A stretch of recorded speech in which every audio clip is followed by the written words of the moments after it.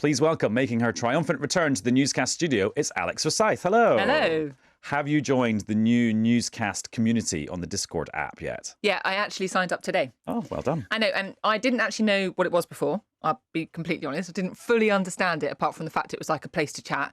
And I was a little bit baffled when I first went on, but I found it pretty easy when I got there. And I really like the concept, which is like the interactivity. Is that a word? I tend to make up words on Newscast. No, interactivity is a real word. Yeah. And when you interact with your phone, when you leave this studio, you'll be able to see some of Chris's behind-the-scenes photos from his trip to America with Rishi Sunak and Joe Biden. Do I want to see those behind-the-scenes photos? I mean, they're not that candid.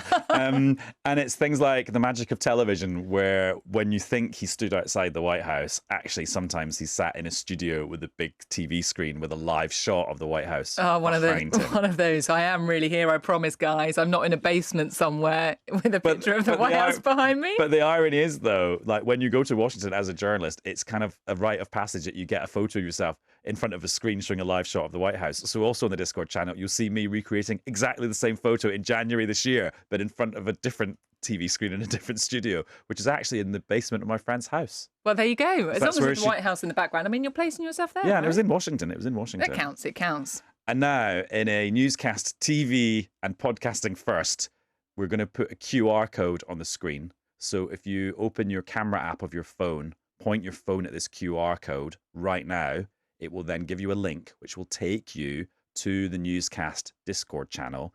And all of this stuff that we've been talking about will become less mystifying because you'll be there, you'll be in it. And then you'll be able to chat to us about what you've just heard, whether you liked it or not, or whether you've got feedback or ideas for this episode of Newscast. Newscast from the BBC.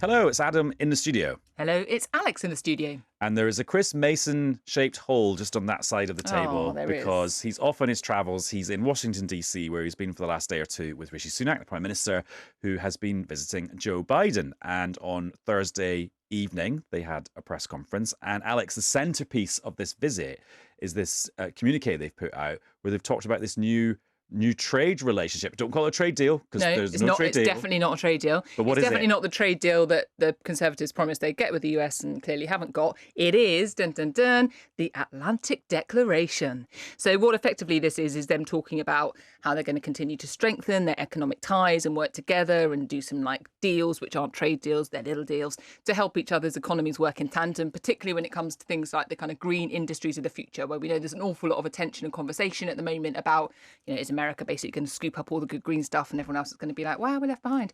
And this is effectively them trying to say, no, it's okay. Look, we're still working together. We're still pals. We've still got a special relationship. And kind of the bumper sticker version, because we're talking about American politics and they love a bumper sticker. You never really get them here, but we still use the phrase anyway. We should start them. Yeah, exactly. Is this idea that they've said that they will treat the economy and the future challenges of the economy around, the environment and quantum computing and artificial intelligence in the same way that the US and UK treat security. So like closest of allies. I'm still not entirely sure what that will mean in practice. They've given us an example today, though. So under the Biden administration's Inflation Reduction Act, which is this huge piece of legislation, which gives like bazillions and bazillions of dollars of subsidies to things like electric cars, the UK is now going to get like a little piece of that, aren't they? In terms of the kind of the rare metals and things that go into electric car production, the UK will get a tiny little slice of that. Yeah, it's like what they call the critical minerals, which if I'm honest, I don't know exactly what those minerals are. I think like maybe lithium is one of those minerals. But anyway, the bits that you need to make the batteries for electric cars, which the UK exports to other places, now that means that they're going to see some benefit of all of these subsidies that the US is putting into that scheme. So that's like one tangible example of this kind of whole host of stuff. But I think what we should take away from this, like we should be, I think, a bit knowing they do these big declarations and these big signings because what they want to show is that the UK still matters on the global stage and the UK still matters to the US. And that's why, we've seen those pictures of President Biden and Rishi Sunak together and they had a press conference, which is pretty rare for the president to do. So, Rishi Sunak wants to come back and says, look, we still really matter to the US on the big global stage. But the point, Adam, is how much tangible benefit will the details of this agreement really bring? And that's always that massive question mark on the back of the bumper sticker. And I just have to recall being at the G7 summit in Cornwall 2 years ago about this time of year and with great fanfare President Biden and Boris Johnson, because it was him as Prime Minister, signed this new Atlantic Charter, which was like harking back to the precursor of the Atlantic Declaration. Yeah, which exactly. And the Atlantic Charter, of course, is what set up NATO, and they did big fanfare going, this is the 2021 version of the Atlantic Charter. And you know what? I don't remember what was in it. I couldn't tell you if it's made any tangible difference. Anyway, that's our view from across the Atlantic. Here is Chris Mason's view from much closer to the action. Hello Alex, hello Adam, welcome to the East Room of the White House. The news conference just happened here between President Biden and the Prime Minister. You remember the Conservatives, they promised that they were going to do a free trade deal with the United States. That has not happened. Instead we've got this economic arrangement that is well short of that, which they say is fit for the times. The President, I asked him, didn't quite want to answer as to why not he didn't want to do a full free trade deal with the UK. So what's it been like following the Prime Minister around here? Exhausting, probably the polite way of putting it. It is, just gone 8 o'clock in the UK here as we record this. We're going to dash off and do the 10 o'clock news, and we're going to be on a bus in a minute to the airport. So fingers crossed we can bodge something together for the news a little later on. Then it's an overnight flight back to London. Prime Minister is giving a speech in Yorkshire tomorrow afternoon. So my goodness, I like to think I've got a bit of stamina, but I'm not quite sure it's quite up there with his. Oh, and as we head out, a little bit of smoke in the air, not quite as bad as it is in New York City, but you can certainly see it here. Massive news story here, the whole business of these wildfires in Canada and the smoke blowing down to the east coast of America. So it is hot and it is a little smoky. I'll talk to you soon. That's Chris Mason's take. Let's get another one now from somebody who's incredibly well qualified to give one, not because they spend lots of time in America and have observed American politics for a long time, but they're also truly at home on Thursday night political television. It's Andrew Neil. Hi, Andrew. It's good to be back in the old slot. I'm sure the viewing figures will go up. So They will soar from 3 to 5.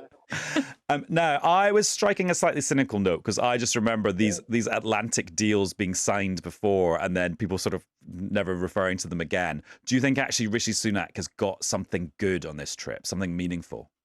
Well, it was very surprising to hear the BBC cynical about US-UK relations. So let me tell you why you're wrong.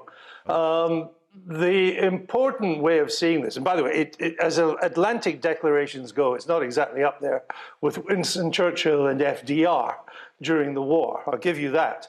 But it's more important than you've made out, and I'll tell you why. You have to see this through the prism of China. America now sees almost everything and its relations with its allies through the prism of China. China now is the rising power. It is the one America has to deal with. And increasingly, the view in Washington is that there could be a move on Taiwan before this decade is out. Now, President Xi came out with his famous Made in China declaration several years ago, which said that by the 2030 or soon thereafter, China would dominate all the world's new technologies, AI, robotics, digital, medical technology, and so on. And the Americans are determined not to let this happen.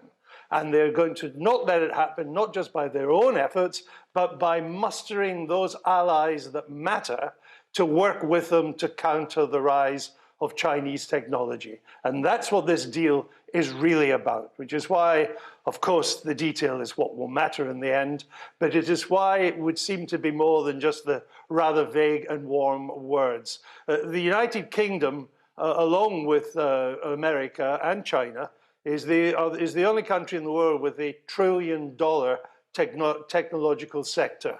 So there are a number of areas, given our close economic ties already, in which America and the United Kingdom will now work more closely together. And the significant context to see this is the statement essentially says, for many, many years in military and security matters, Britain and America have had the closest relationship of any two countries in the world. We now want to extend that to economic matters. And the reason we want to do that is the rise of China. Andrew, you wrote a column that I think was before Rishi Sunak went out, or just as he was going out to the US to visit President Biden, urging him to be bold and effectively to make sure that he doesn't underplay the UK standing on the global stage. Do you think this is like Rishi Sunak, has he done that? Is this like his win? Or is this because, Biden, as you say, is looking at the threats from elsewhere like China and recognising it needs the UK. I mean, how much of a win can Rishi Sunak claim this is? I don't think Mr. Biden or the United States needs the UK in dealing with China. But I think it regards the United Kingdom as the only European power that could bring anything to the table in terms of dealing with the rise of China. And indeed, you need to see this in the context of what's already happened before.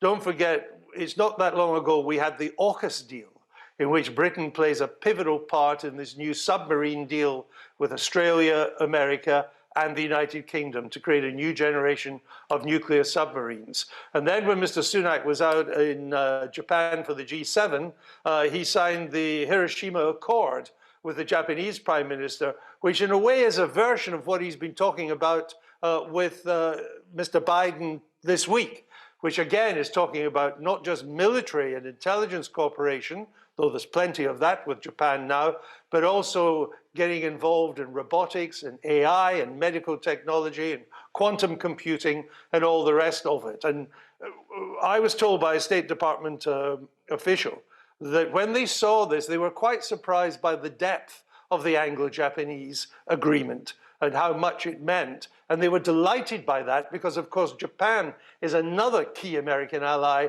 in dealing with the rise of China, more of a key ally given its geographical position. And it's in the process of doubling its defense expenditure at the moment. And I think that Hiroshima Accord gave this so-called Atlantic Declaration. I'm prepared to be a bit cynical about the title, but you've got to grab the headline some way. I think that gave this impetus that said, let's do a bigger version of this between the UK and the US. Now, whether this has resulted in convincing Americans that Britain is really more important than the New York Times or the Washington Post would say, I don't know. It's early days yet. These are not the kind of accords that are going to dominate the headlines for very long.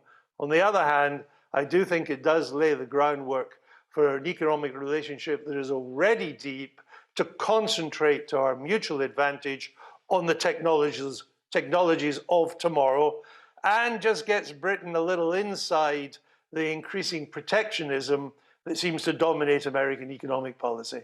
You spent a lot of time in New York. I used to love hearing your stories about what had been going on in New York when you'd been over visiting. That city is now blanketed in this thick kind of orange smog from massive forest fires in Canada. What do you think those kind of apocalyptic disaster movie photos will do to the conversation about the environment in the US? Well, I think it's all grist to the mill, isn't it? I mean, some of my friends in New York have been contacting me. Some have left the city. It's so bad. It does look pretty serious, and there's not much you can do about it. As I understand it, when the wind changes, it will disappear almost as quickly as it arrived, but we don't yet know when the wind changes. And it is clear, I was watching the mayor of New York give a press conference. I mean, children have been told not to go outside. People have been told not to do any exercise outside. Don't jog outside if you can avoid even walking outside. So it is serious, and I think it ups the ante, and it shows you the kind of big events that can take place. Whether there's a direct link to climate change, I don't know. But there's a lot of fires going on in Canada at the moment, not just in the East Coast, indeed the West Coast, and inland from the West has a lot of fires too. Something is clearly going on, and it's big. Another news story that we've talked about a lot on Newscast this week is Prince Harry giving evidence in his civil case against the owners of the Mirror newspaper and others, where he is accusing them of using phone hacking and blagging to get private information about him over the decades, which they vehemently deny. What's your take on how Prince Harry's evidence went and where this case sits? I don't think we really got anywhere. I mean, the fact that hacking and blagging took place is not well established, and people have rightly paid a huge price for that. It's a battle. It's a battle I think Harry's already won. The tabloids, as they were 10, 15 years ago, are a shadow of their former selves. We know he was badly treated by the tabloids. That's well established. They paid a big price for that. We know he still feels aggrieved, but being aggrieved doesn't, he should drop the vendetta. It's over. He won. he should declare victory and go home. I guess Prince Harry's contention, and some of the thing that we heard certainly from the initial statement that he gave to the court this week, was that while some of the details of this particular court case relate to things that happened a long time ago, some of them when he was much younger, the point that he was making was that he still feels that him and Meghan are subject to unnecessary and invasive press intrusion, which is having an impact on their life now. So is it not that the battle that he still sees himself as fighting, in his mind, does still really matter and is still relevant if it's still affecting his day-to-day life and well-being as he's expressed? The last time I looked, he lives in America. So if he feels that there's still unacceptable press intrusion, he ought to take that up in America.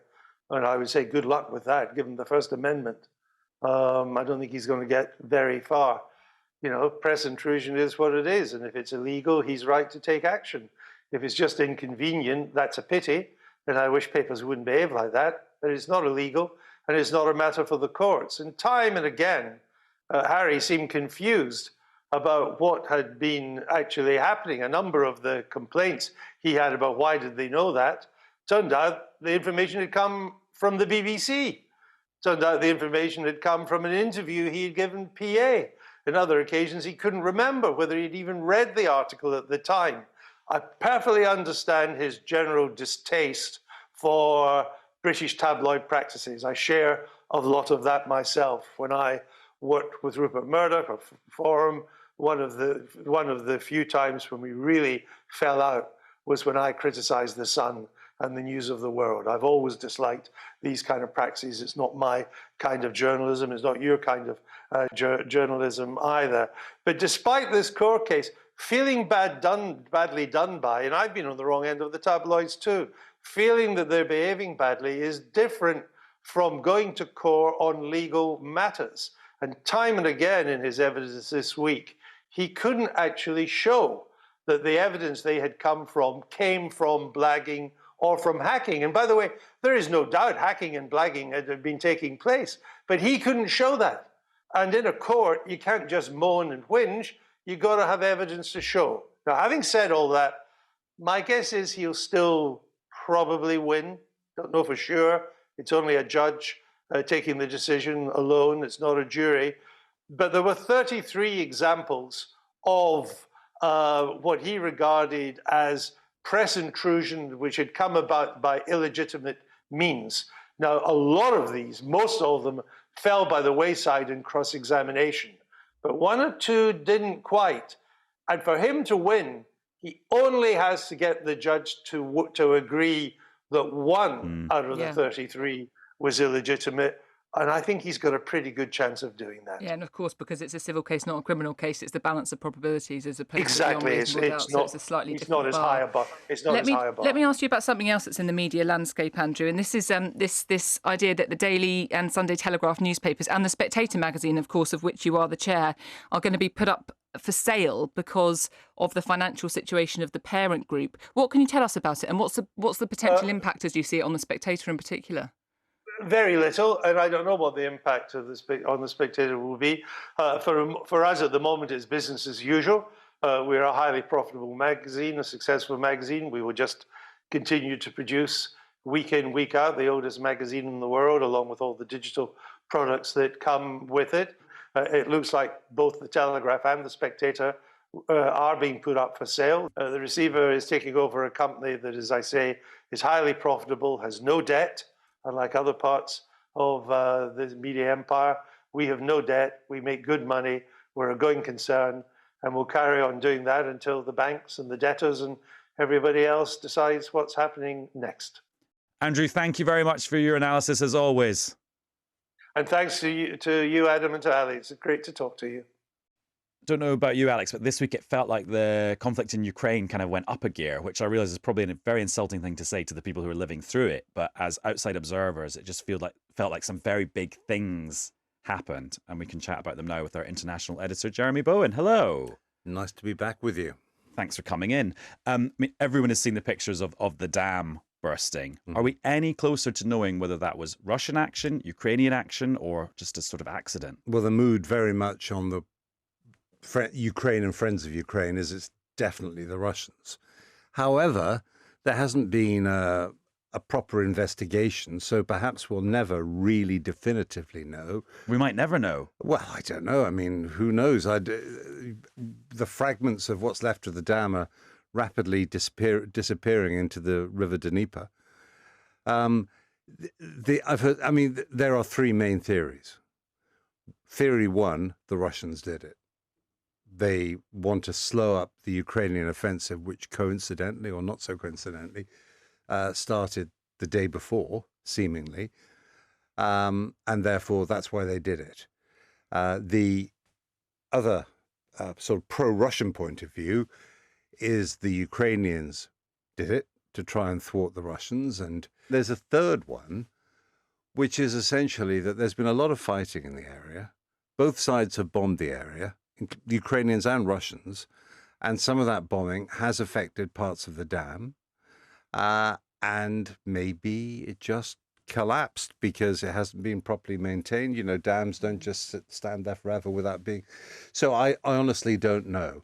Adam was saying at the beginning that, you know, from those who are sort of watching this from our position, obviously this has been the really dominant story of the week because there's obviously a military consequence potentially in terms of access around that area, but there's also the humanitarian and the ecological consequences. I mean, it's a really significant event across the board, right? Well, I've seen this reservoir that's emptying now into the river. It's 150 miles long. That's the distance it takes. That's the distance between where we're sitting in London and my hometown of Cardiff.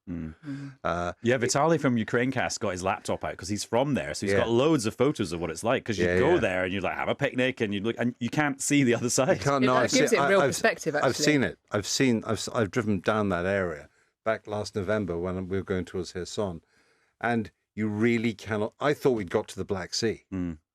But we hadn't looked at the map. I realised that was quick. We were, exactly. But we were, 3 hours from the Black Sea. There was just this massive, massive man-made lake. I love that even seasoned war reporters are sometimes, where have I got to? But actually on that note, I wonder, and this is a very philosophical question and maybe a little bit too ridiculous, but what's it like for you, having seen so many conflicts, seeing an act of war that actually looks more like a natural disaster? Because what those pictures remind me of is the tsunami in Japan that inundated the nuclear power plant at Fukushima. This doesn't remind me of other wars. Well, actually, in one of the extra protocols, the additional protocols to the Geneva Convention, which is international humanitarian law, i.e., you break it, you might be doing a war crime, actually applies to civil objects like dams. If you destroy one willfully and put civilians who are protected people under the terms of international law into danger, then that is also breaking the laws of war. So it's quite war-related in a way. And of course, one of the most famous British enterprises in World War II is the dam busters, which we celebrate. That killed people too, who were inundated by the water. And how is this Ukrainian summer offensive actually looking? Because I wasn't sure it even started, because these things are so sort of murky. But they were very deliberately not willing to commit to that, right? Because it's that thing about being in the middle of a war. If you give away too much on the airwaves, what does that do to your offensive? They put out that video with soldiers, fingers on lips, going shh. They've been building up to this for months and months and months. There've been thousands of Ukrainian troops have been taken out of the country and trained in Poland, in Germany, in the UK, at a range up north. I think they gave the BBC some access up there and other journalists.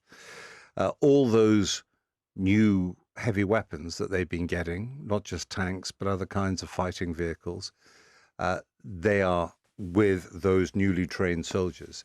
So they built up a force for this counteroffensive amounting to 9 brigades. In terms of soldiers, that's something like 50,000.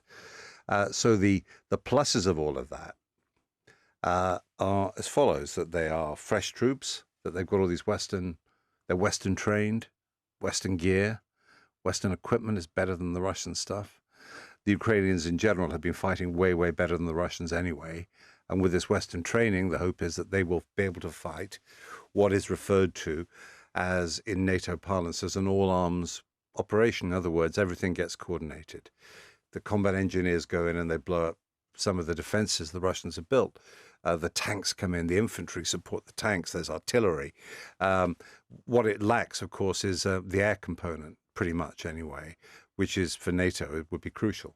And just your position as a journalist, and you've just done the amazing series on BBC Sounds about what journalism is today, would you be happy kind of going into that to report it? Or is actually this conflict now becoming so deadly and so dangerous, it's better to just observe it from a distance, analyse it and use your experience that way?